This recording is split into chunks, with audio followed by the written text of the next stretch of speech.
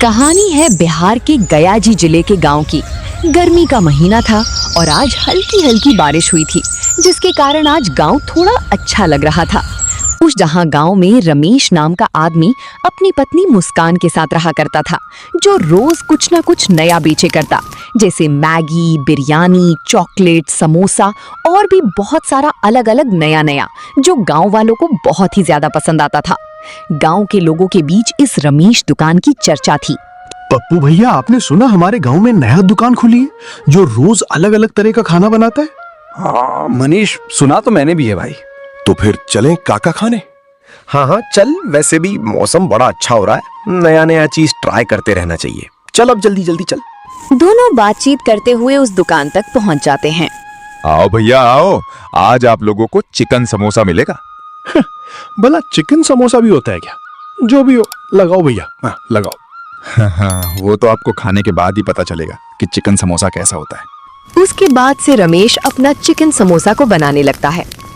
इधर पप्पू भैया सोच में रहते हैं और मनीष से कहते हैं, ओ मनीष, सुन ना भाई, इसका ये चिकन समोसा खा के हम जो हैं कहीं दूसरी दुनिया में तो नहीं चले जाएंगे ना भैया? क्या पता काका, ये तो इसको खाने के बाद ही पता चलेगा। दुकानदार, जिसका नाम रमेश था, वो दोनों के लिए चिकन समोसे परोस देता है, जिसे खाकर पप्पू काका और मनीष मस्त मौला हो जाते हैं।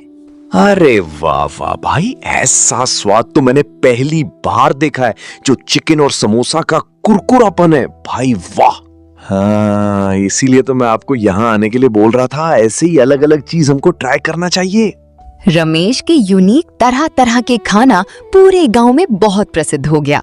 उसकी चर्चा दूर दूर तक थी और उसी गांव में रमेश का ही एक दोस्त नरेश था, जो अपने ठेले पर छोले भटूरे बेचता था, जो रमेश से बहुत ही ज्यादा जला करता।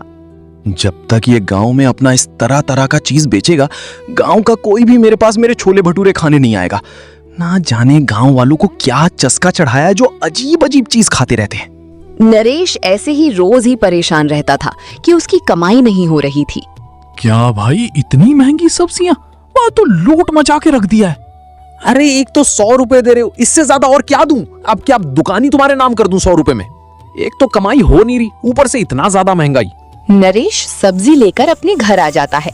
नहीं, क्या हुआ जी, आपका मूड क्यों खराब हुआ है? क्या ही बोलूं, जब से और रमेश अपना दुकान लगाया है, मेरा दुकान तो चल ही नहीं रहा है। गांव के सब लोग उसी के पास खाने जाते हैं।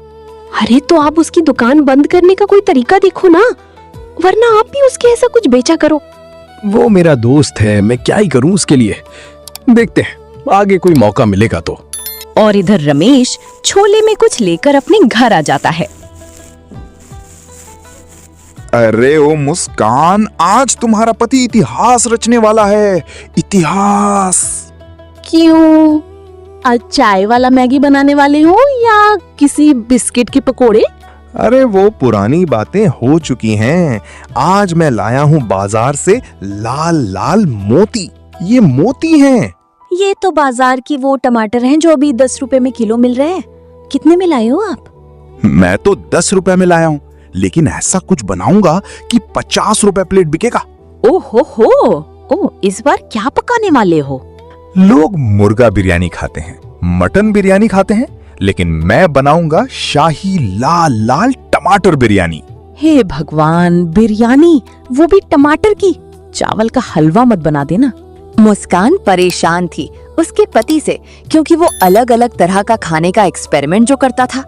तू जलती है मुझसे, देख लेना कल जब टमाटर बिरयानी खिलाऊंगा गांव वालों को, लोग कहेंगे वाह रमेश भैया वाह। उसके बाद रमेश ने टमाटर की लाल लाल बिरयानी बनाई, जो देखने में लाल लग रही थी, क्योंकि टमाटर और मसाले के कारण चावल भी लाल हो गए थे। उसने गांव में अपना दुकान लगा लिया। अगले ही दिन अपने ठेले में सजाकर लाल लाल बिरयानी रमेश ने अपना दुकान खोल लिया था। अब तो पप्पू और मनीष तो उसके रोज के ग्राहक हो गए थे। अरे रमेश भाई, आज क्या अलग है? सब चीज तो लाल लाल लग रहा है। अरे आज अकबर के जमाने की शाही लाल बिरयानी है। आपने सुना होगा लाल बिरयानी के बारे में। हाँ, आज वही बनाया हूँ। क्या? लाल बिरयानी? खिलाओ भाई खिलाओ, खा कर देखते हैं। हाँ भाई, टमाटर का बना हुआ लाल बिरयानी है, तुमको अभी खिलाता हूँ। उसके बाद रमेश ने उन लोगों को अपना टमाटर वाला लाल बिरयानी दे दिया। देखने में तो बहुत ज्यादा लजीज लग रहा था। उसके बाद दोनों ही खाने लगते हैं। खाते ही दोनों खुश हो जाते हैं। भाई एक बात बता, तू ऐसा अलग अलग चीज कहाँ से सीख के आता है? भाई सच कहूँ मजा ही आ जाता है। कुछ खास नहीं आपे भैया, मेरे घर में पहले एक ही सब्जी बनती थी, तो मुझे अलग अलग चीजें खाने का रोज मन करता था। इसीलिए मैं अभी गांव वालों को रोज अलग अलग खिलाने का सोचा। हाँ हाँ सही करते हो भाई, हम भी रोज एक ही जैसा खाना खाकर बोर ही हो जाते हैं।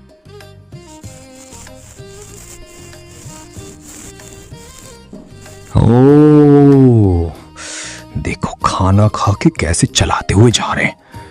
मुझे रमेश जब दुकान नहीं लगाया था तब तो ये लोग मेरे ही छोले भटूरे खा के बड़े तारीफ किया करते थे। रमेश की दुकान खुलने के बाद से नरेश का दुकान बंद ही हो चुका था और इसका वजह कहीं ना कहीं रमेश का दुकान होता, क्योंकि उसके दुकान लगाने के बाद नरेश का दुकान नहीं चल रहा था। एक दिन ऐसे ही सुनो जी, मेरी माँ का तबीयत बहुत ज्यादा खराब है। आपको 1-2 दिन के लिए अपना दुकान बंद करना पड़ेगा। हम दोनों मेरी मायके जा रहे हैं 1-2 दिन के लिए। ठीक है, फिर मैं आज दुकान लगा लेता हूँ, कल ही हम दोनों चले जाएंगे। उसी दिन रमेश अपना दुकान लगा लेता है। कुछ ग्राहक खाने आते हैं। उसके बाद रमेश नरेश के पास जाता है, क्योंकि नरेश ही उसका एक अकेला दोस्त था इस गांव में। अरे आज रमेश भला मेरे दुकान पर क्यों आ रहा है? दोस्त, मैं और मेरी पत्नी उसके मायके जाने का सोच रहे हैं। क्या है कि मेरी पत्नी की माँ की तबीयत बहुत ज़्यादा ख़राब हो गई है, तो हम लोग 1-2 दिन बाद ही वापस आएंगे। तो अब क्या मैं तुम्हारा दुकान संभाल लूंगा? अरे नहीं नहीं भाई, मेरे पास कुल मिलाकर 5 लाख रुपए कैश है। मैं उसे घर में रखकर जाऊंगा तो कोई ना कोई उसे चुरा लेगा। अगर तुझे आपत्ति ना हो तो तू क्या उसे रख सकता है? गांव में तेरे अलावा मेरा कोई दोस्त नहीं है। नरेश तो इसी मौके में था कि कब रमेश का किसी तरह से पैसा लेकर उसकी दुकान बंद किया जाए। भाई इतना ज्यादा पैसे मैं अपने घर में नहीं रख सकता। मेरे घर में भी चोरी का डर है। किसी को अगर पता चल गया तो सारा पैसा कोई चुरा ले जाएगा। इसके अलावा मेरे पास एक आइडिया है। बता भाई क्या आइडिया है? हम दोनों गांव के बाहर एक पेड़ के नीचे सारा पैसा गाड़ देंगे, किसी को पता भी नहीं चलेगा। वापस आने के बाद उसको निकाल लेंगे। अरे बढ़िया है, लेकिन दिन में हम ये काम करेंगे तो कोई देख लेगा, इसलिए आधी रात को ये काम करेंगे। ठीक है, फिर रात को मिलते। उसके बाद दोनों ही अपना दुकान चलाने लगते हैं और जैसे ही रात होती है दोनों गांव के एक बड़े से पेड़ के पास जाते हैं और वहां पर जाकर गड्ढा खोदने लगते हैं और उसके अंदर अपना सारा पैसा डाल देते हैं। हाँ भाई, अब तेरा सारा पैसा इसके नीचे सुरक्षित है। किसी को भी नहीं पता चलेगा कि तेरा पैसा कहाँ पर है। सही कहा भाई, तेरी वजह से मेरे पैसे यहाँ पर सुरक्षित हैं। उसके बाद अगले ही दिन रमेश अपनी पत्नी के साथ उसके मायके निकल जाता है और इधर नरेश अपने घर पर। कहाँ गए थे जी कल रात को? मैंने आपको देखा, चुपके से आप रात को कहीं जा रही थी। वो क्या है कि रमेश ना अपने पत्नी के मायके गया हुआ है, इसलिए उसने अपने सारे पैसे एक पेड़ के नीचे गाड़ के आ गया। 1-2 दिन तक वो अपना थैला नहीं लगाएगा। मेरी तो काफी अच्छी कमाई होगी। अरे वाह, कितना अच्छा। खबर सुनाई जो और सारे पैसे लेके आ जाओ, उसके बाद ना वो दुकान लग पाएगा ना कुछ। अरे उसके पैसे हैं और मेरे अलावा किसी को नहीं पता कि वो पैसे वहां पर है। वो मेरे को ही पकड़ेगा। अरे तुम कुछ भी करो, वहाँ से पैसे लेकर आओ। करो, पूछेगा तो हमें नहीं पता बोल देना। नरेश मजबूरी में होकर आधी रात को फिर से जाकर उसे गाड़े हुए सारे पैसे निकाल कर ले आता है। ये लो तुम पैसे, इसका जो करना है करो। मैं तो अपना दुकान लगाने जा रहा हूँ, अब काफी अच्छी कमाई होगी। 1-2 दिन उसके बाद नरेश 1-2 दिन आराम से अपना दुकान चलाता है। रमेश के ना होने से उसकी दुकान भी काफी अच्छा चलता है। उसके बाद कुछ दिन बाद रमेश और उसकी पत्नी घर आ जाते हैं। जाओ जी, जितने भी पैसे गड़े हुए थे सारे निकाल कर ले आओ। हाँ हाँ, कल मुझे ठेला भी लगाना है, सामान के लिए पैसे चाहिए। उसके बाद रमेश फिर से अपना पैसे निकालना चला जाता है। वहां जाकर अपना पैसा खोदने लगता है, पर उसे वहां पर कुछ भी नहीं मिलता है। अरे यहाँ पर तो 1 रुपया नहीं है, सारा पैसा कहाँ चला गया? रमेश तुरंत ही अपने घर आ जाता है और अपनी पत्नी को सारी बात बताता है। पर तुम लोगों के अलावा उस जगह के बारे में किसी और को पता था क्या? मेरी और नरेश के अलावा उस जगह के बारे में किसी को नहीं पता था। सब उसे नरेश और उसकी पत्नी का किया धरा होगा। क्योंकि वो दोनों बहुत ही ज्यादा लालची जो। लेकिन अगर तुम उससे पैसे मांगने जाओगे तो सीधा बोल देगा मुझे नहीं पता। तो अब हम क्या करें? हम तो बर्बाद हो जाएंगे। अरे आप चिंता मत करो, हमारे पास कोई गवाह नहीं है, तो आप उससे पैसे मांगने मत जाइए। मैं जैसे बता रही हूँ बस आप वैसा ही कीजिए। रमेश की पत्नी मुस्कान बहुत ही ज्यादा होशियार थी। पैसे को वापस लाने का एक तरीका बताती है। फिर क्या था, रमेश नरेश की दुकान पर जाता है। नरेश उसको देखकर थोड़ा घबरा जाता है।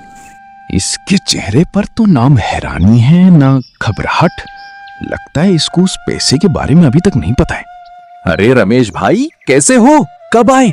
और तुम्हारी सासू माँ की तबीयत तो ठीक है ना?